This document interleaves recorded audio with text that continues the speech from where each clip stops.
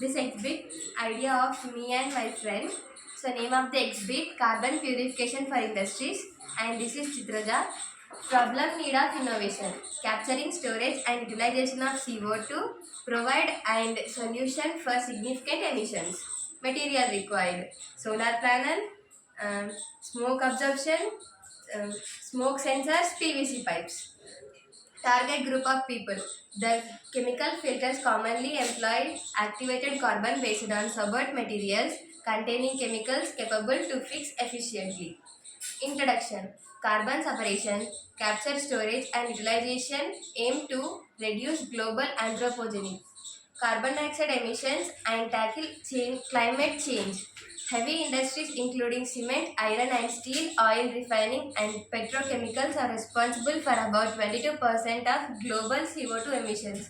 Among these industries, oil refiners accounts for 4% to 6%. Carbon dioxide refers to capturing carbon at the emission source and preventing its entry into the atmosphere. Procedure: heavy industries such as cement, iron and steel, oil refining, and petrochemicals are responsible for about 22% of global carbon dioxide emissions.